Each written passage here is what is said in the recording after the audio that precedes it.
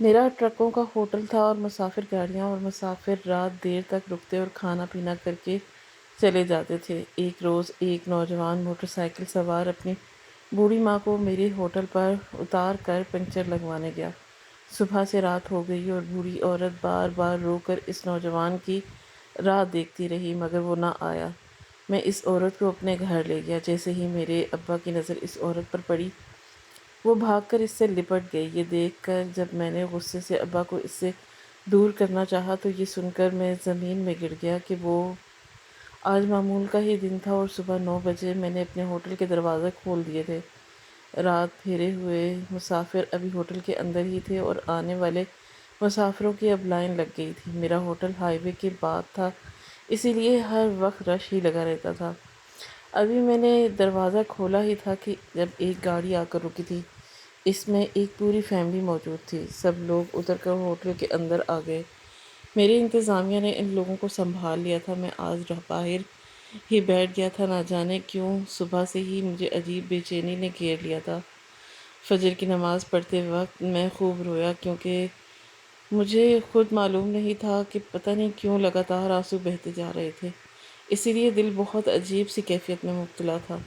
اندر جا کر میں نے کیش کاؤنٹر نہیں سنبھالا بلکہ اپنے ایک غرضمند سے آدمی کا کاؤنٹر پر بٹھا دیا۔ ابھی کچھ ہی دیر گزری تھی کہ جب ایک بائک آ کر میرے بالکل قریب رکی۔ میں کچھ کہتا اس سے پہلے ہی وہ آدمی اپنی ماں کو میرے برابر میں بٹھاتے ہوئے بولا، بھائی میں بس گاڑی کا پنکچر لگوا کر آ رہا ہوں، تم میری ماں کا دھیان رکھنا، تھوڑی دیر میں آ جاؤں گا۔ یہ کہتے ہی اس نے بائک کو دوبارہ سٹارٹ کیا اور دوسری طرف چلا گیا۔ میں نے حیران ہو کر اس کے ٹائر دیکھے۔ حالانکہ ٹائر کی ہوا کم نہیں تھی مگر ایسا ان ٹائروں میں کہیں بھی مسئلہ نظر نہیں آ رہا۔ میرے کئی ٹرک تھے، ان چیزوں کا مجھے بہت اچھے سے اندازہ تھا۔ جبکہ وہ بوڑھی عورت میرے برابر میں بیٹھتے ہوئے بولی کہ بچہ ہے، گھر سے نکلا تھا جب سے ہی بول رہا ہے کہ ٹرک والے ہوٹل پر ٹھہریں گے، وہاں پر میں اپنی گاڑی ذرا صحیح کرواؤں گا۔ حالانکہ ابھی ہم دونوں یہاں تک آئے ہیں، کوئی مسئلہ نہیں ہوا۔ میں نے کہا بھی تو ڈانٹ رہا تھا۔ کہنے لگا کہ راستہ آگے لمبا ہے، آپ بیٹھ جاؤ۔ اس عورت کی بات سن کر میں فوراً بولا کہ آپ لوگ کہاں جا رہے ہیں؟ جبکہ وہ بوڑھی اور عورت بولی کہ آنچل سنبھالتے ہوئے بولی کہ معلوم نہیں بیٹا، اس نے کہا تھا کہ آج گھومنے چلتے ہیں اماں۔ حالانکہ میری طبیعت بھی ٹھیک نہیں تھی، سمجھا رہی تھی لیکن سنتا ہی کب ہے، بس چیختا رہتا ہے، کم سنتا ہے نا۔ مجھے بھی وہ عورت کافی معصوم تھی، اسے دیکھ کر ہی پتہ چل رہا تھا کہ میں کچھ سوچ کر بولا، آپ نے کھانا وغیرہ کھایا؟ میری بات سن کر اس نے نفی میں سر ہلایا، بولی ہاں، فجر کے وقت ایک ڈبل روٹی کا پیس کھایا تھا مگر اب بھوک لگ رہی ہے۔ بیٹے نے کہا تھا کہ کسی ڈھابے سے کھلا دے گا، شاید ابھی گاڑی صحیح کروا کر آئے تو تمہارے ہوٹل سے ہی کچھ کھلا دے۔ جبکہ میں سر ہاں میں ہلا کر خاموش ہو گیا۔ تھوڑی دیر بعد میرا ایک آدمی اندر سے آیا اور کہنے لگا کہ بولا وہ بڑی فیملی جو آئی ہے وہ رکنے کے لیے کمرہ مانگ رہی ہے، آپ اگر ذرا اور ڈیل کر لو، تھوڑی بار گرنگ کرنی ہوگی۔ میں نے سر کو ہلکی جنبش دی اور اس بوڑھی عورت کو دیکھتے ہوئے بولا، اماں تم یہیں بیٹھو، میں ابھی آتا ہوں، کہیں جانا مت۔ جبکہ وہ فوراً ہی ہاتھ اٹھا کر بولی، ہاں ہاں بیٹا، میں کہاں جاؤں گی، اپنے بیٹے کا انتظار مجھے یہیں کرنا ہے، اگر آگے پیچھے ہو گئی تو پھر چلائے گا۔ اس عورت کی بات سن کر میں نے ہاں میں سر ہلایا اور خاموشی سے اندر آ گیا تھا۔ مجھے ایسے نوجوان سخت زہر لگتے تھے جو اپنی ماں پر چلاتے تھے۔ میں بچپن میں ہی اپنی ماں کھو بیٹھا تھا، مجھے معلوم تھا کہ ماں کھونے کا درد کتنا طویل ہوتا ہے، زندگی کتنی ویران ہوتی ہے، یہ صرف مجھے معلوم تھا۔ گھر کا کھانا کبھی مجھے میسر ہی نہیں ہوا، اسی وجہ سے میں نے ایک ڈھابہ کھولا تھا جہاں پر میں ماں کے ہاتھ کا کھانا بیچتا تھا، اور میں نے شیف بڑے بڑے مرد نہیں رکھے تھے بلکہ عورتیں رکھی تھی جو ایک محنت بھری مٹھاس کھانے میں ملا کر میرے آنے والے گاہک کو پیش کرتی ہیں۔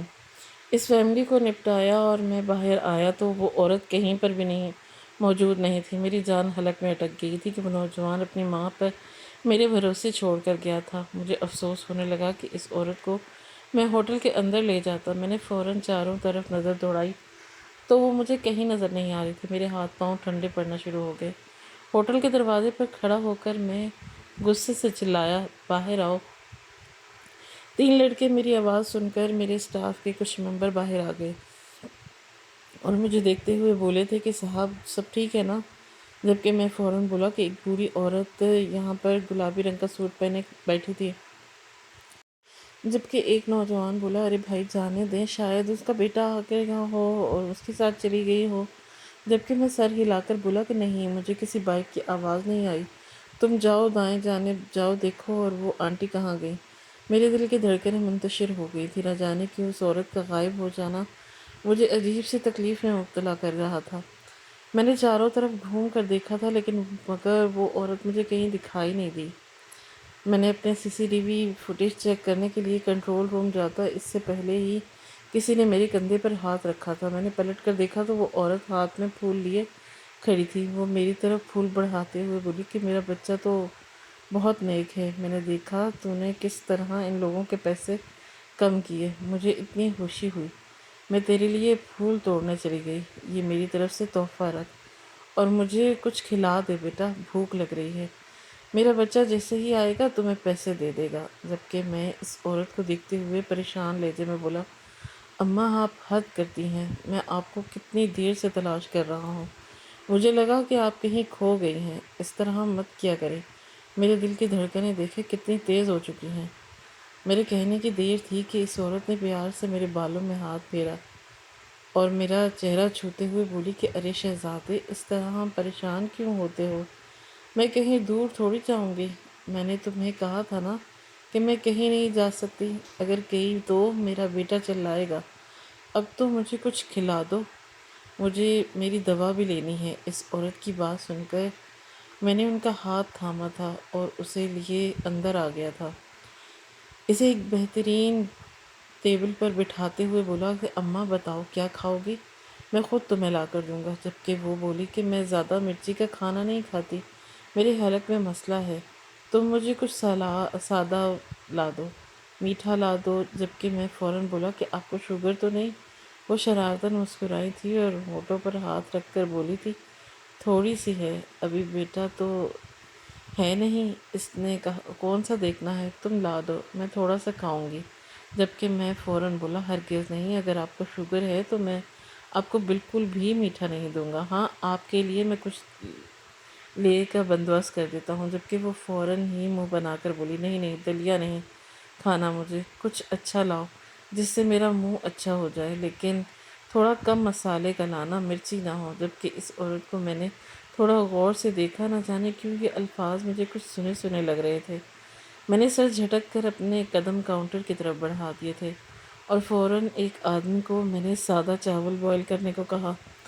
وہ عورت سکون سے کچھ کھا سکے، وہ بھی کاؤنٹر کی طرف ہی دیکھ رہی تھی۔ میں نے ہلکی مسکراہٹ دی اور مسکرا کر سر جھکا لیا، نہ جانے کیوں اس عورت سے مجھے ایک عجیب انسیت ہو رہی تھی، اسے دیکھ کر ایسا گمان ہو رہا تھا کہ میں اس سے پہلے مل چکا ہوں۔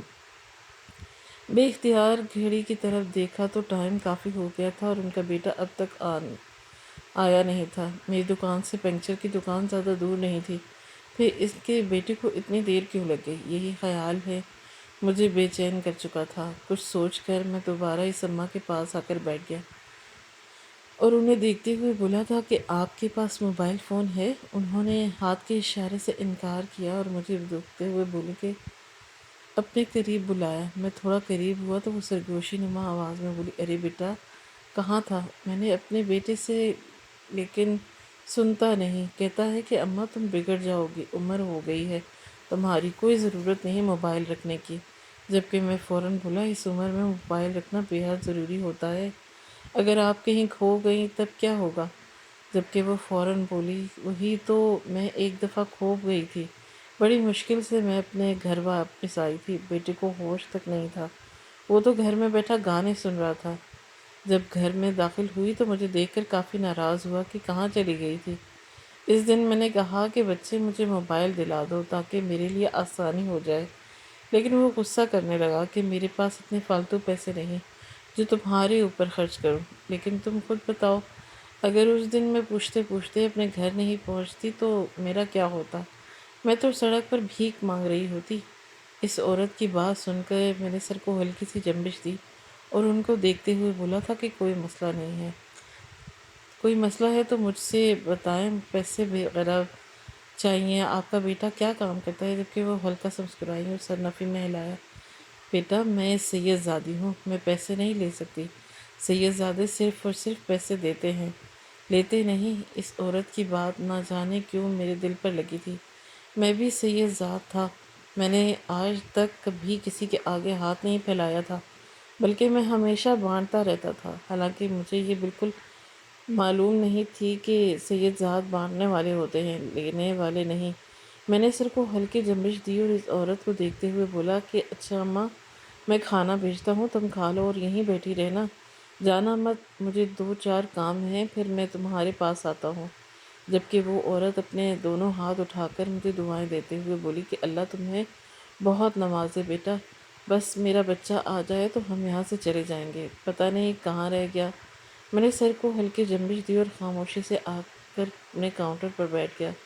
ان کی باتوں سے یہ اندازہ ہو چکا تھا کہ اس عورت کے پاس بیٹے کا نمبر نہیں۔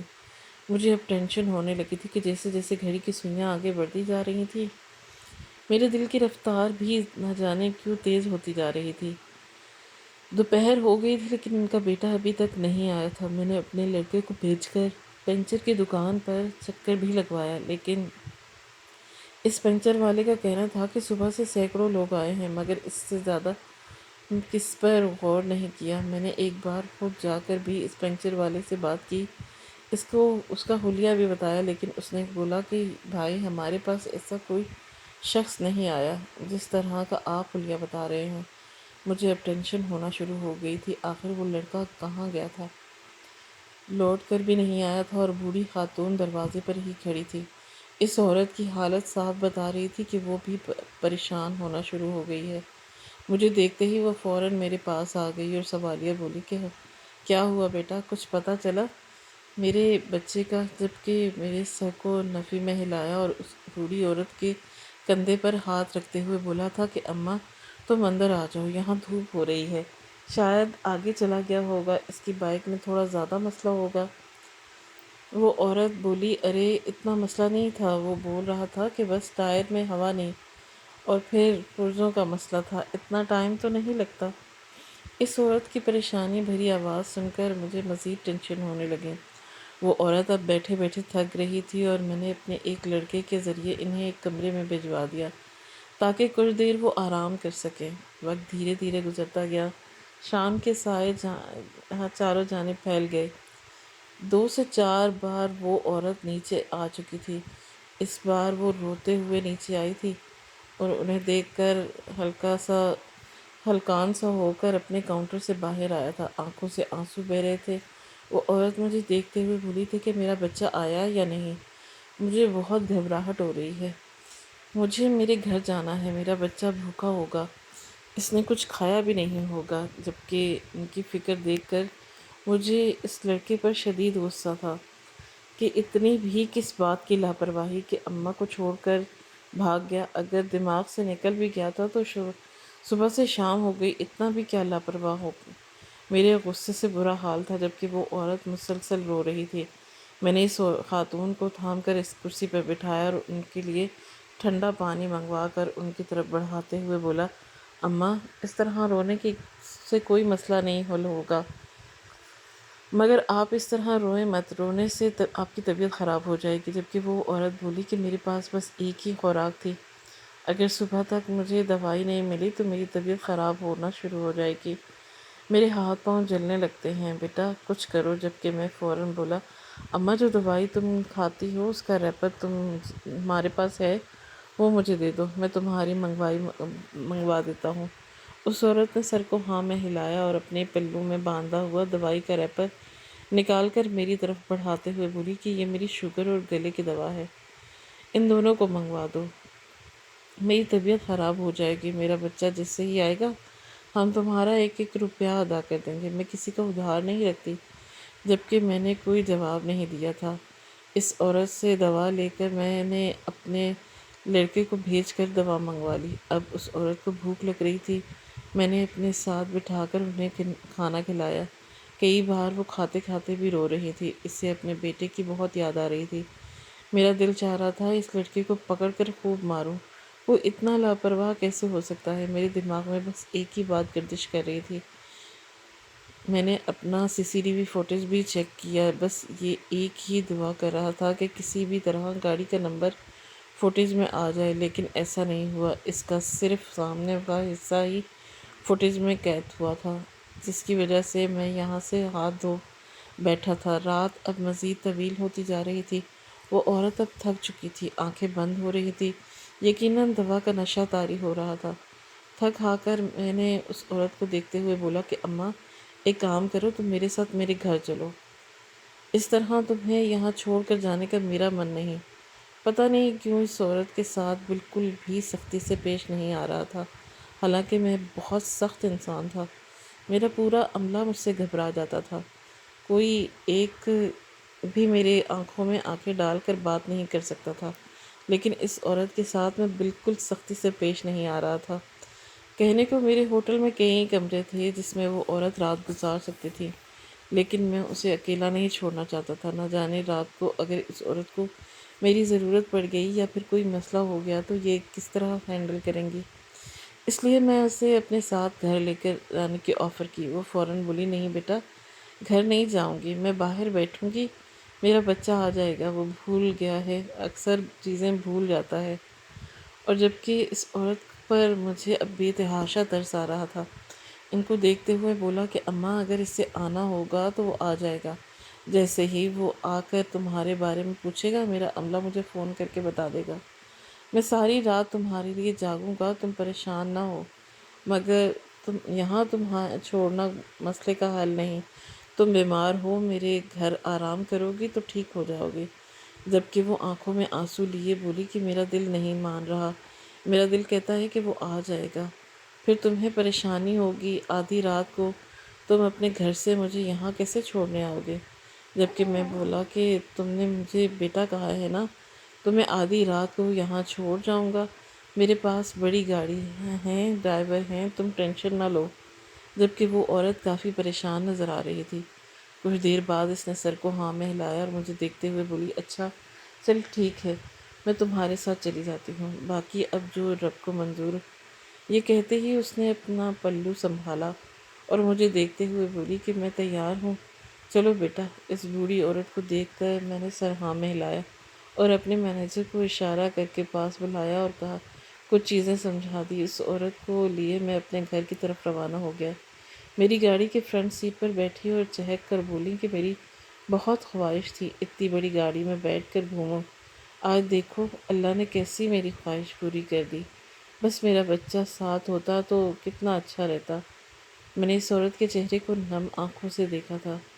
مائیں کتنی خوبصورت اور کتنی اچھی ہوتی ہیں، اور ہم جیسے بیٹے ان کی قدر نہیں کرتے۔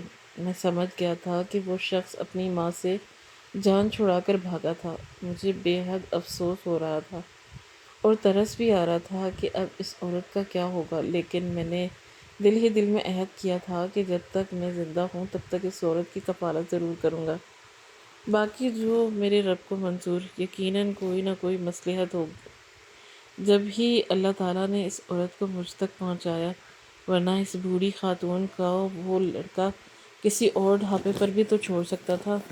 ایک لمبی مسافت طے کر کے میں اپنے گھر پہنچ گیا۔ اللہ تعالیٰ نے جیسے جیسے میرے ہاتھ پکڑا تھا، میں خود کو بناتا چلا گیا۔ میں نے اپنے چھوٹے سے گھر کو بڑے گھر میں ڈال دیا تھا۔ گاڑی پورچ میں رکھی تو وہ عورت خوش اخلاقی سے بولی کہ ماشاء اللہ، تمہارا گھر تو بہت اچھا ہے، میری بہت خواہش تھی ایسے گھر دیکھنے کی، ڈراموں میں دیکھا تھا، بیٹا کہتا تھا کہ یہ امیر لوگوں کے گھر ہوتے ہیں، کیا تم بہت امیر ہو؟ میں ہلکا سا مسکرایا اور سر جھکا کر بولا کہ اماں، امیر کا تو نہیں معلوم، لیکن اتنا ضرور ہے کہ کبھی کسی سے مانگنا نہیں پڑتا، بلکہ بانٹتا ہوں، اور اچھی جگہ رہ کر اچھا کھا پی لیتا ہوں۔ میں نے بہت سادگی سے جواب دیا تھا، جبکہ وہ عورت مسکرا کر بولی کہ تمہارے رزق میں مزید برکت دے اللہ، جس طرح تم نے آج میرا خیال رکھا ہے میں تمہیں لفظوں میں بتا نہیں سکتی۔ آج میں نے تمہیں دل سے کتنی دعائیں دی ہیں، بس اللہ کرے میرا بچہ مجھے لینے آ جائے، مجھے اس کی بہت فکر ستا رہی ہے، اس کو صرف میرے ہاتھ کا کھانا پسند ہے، باہر بھی نہیں کھاتا، میرے ہاتھوں سے ہی بنا کھاتا ہے۔ جبکہ میں ہاں میں بول کر اس عورت کے ساتھ گاڑی سے اتر گیا۔ ایک لمحے کے لیے دل میں خیال آیا کہ اس عورت کو سچائی بتا دیتا ہوں کہ تمہارا بیٹا تمہیں بھول نہیں گیا بلکہ تمہیں ہمیشہ ہمیشہ کے لیے چھوڑ کر چلا گیا۔ لیکن جتنی محبت سے وہ بات اپنے بیٹے کا ذکر کر رہی تھی، اسے یاد کر رہی تھی، میں ایک لفظ ادا نہیں کر پایا۔ میں نے چپ رہنے میں ہی عافیت جانی میں اس عورت کا ہاتھ تھام کر بولا، آؤ اماں اندر چلتے ہیں، پھر تم چائے وغیرہ پی کر سو جانا۔ جبکہ وہ فوراً سرنفی میں ہلاتے ہوئے بولی کہ ارے نہیں نہیں بیٹا، اس کی ضرورت نہیں، میں بس اب آرام کروں گی۔ لیکن جیسے ہی میرے بچے کا فون آئے تو مجھے جگا دینا، کہیں تم سمجھو اماں سو رہی ہیں تو اسے صبح جگاؤں گا۔ میں آدھی رات کو بھی اٹھ جاؤں گی، میرے بچے کو انتظار مت کروانا بس تم۔ جبکہ میں کچھ نہیں بولا اور اس عورت کو لیے اندر آ گیا۔ ابھی ہم لاؤنج میں داخل ہوئے تھے کہ جب ابا کی آواز میرے کان کے پردے سے ٹکرائی، جنید تم کب سے تمہارا انتظار کر رہا تھا، آج کافی دیر کر دی تم نے۔ جبکہ میں پلٹا تو ابا سامنے ہی کھڑے ہوئے تھے۔ میں مزید کچھ کہتا اس سے پہلے ہی ابا بولے، یہ عورت کون ہے تمہارے ساتھ؟ جبکہ میں ابھی جواب دیتا اس سے پہلے ہی وہ بوڑھی عورت پلٹی تھی، آنکھوں میں آنسو تھے، چہرہ مرجھا گیا تھا، جبکہ میرے ابا اگلا سانس لینا بھول گئے تھے۔ ان دونوں کی شکل حیران ہو کر دیکھ رہے تھے۔ اچانک ہی میرے ابا دوڑتے ہوئے اس عورت کے پاس آئے تھے۔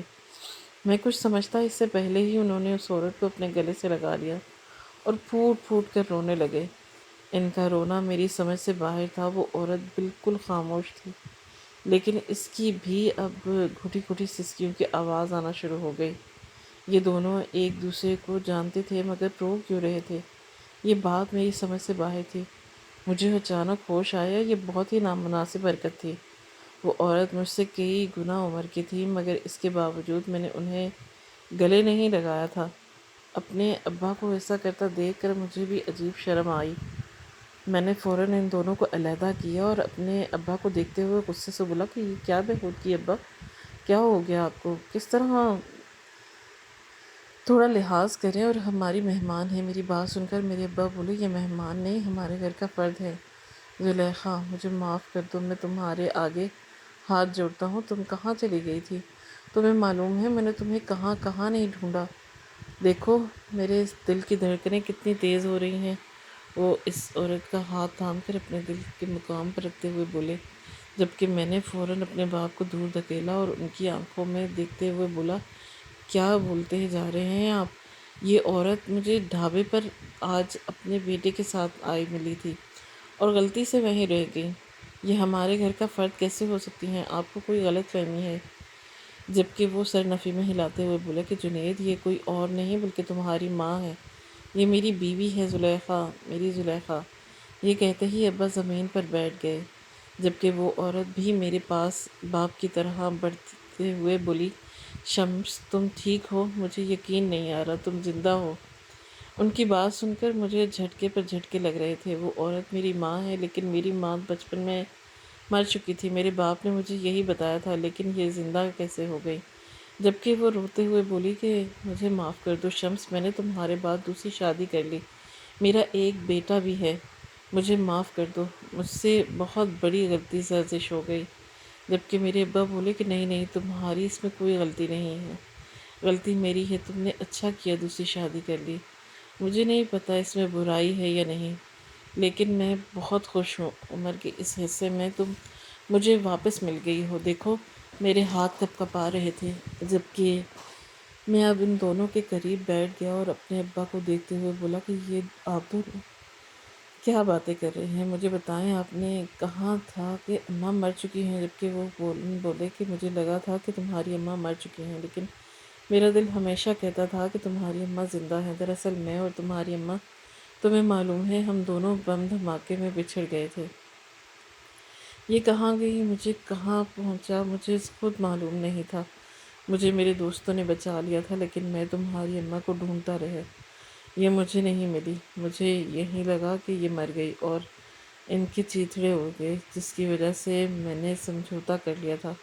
ان کی یاد میں دوسری شادی نہیں کر پایا اور مجھے لگا کہ میں زلیخا سے ہاتھ دھو بیٹھا۔ جبکہ وہ عورت فوراً بولی، ایسا ہی میرے ساتھ بھی ہوا، مجھے بھی لگا کہ تمہارے ابا مر گئے، اس لیے جس آدمی نے میری جان بچائی تھی میں نے اسی کے ساتھ نکاح کر لیا۔ یہ سب لا علمی میں ہوا، باخدا اس بات سے ہرگز واقف نہیں تھی میں۔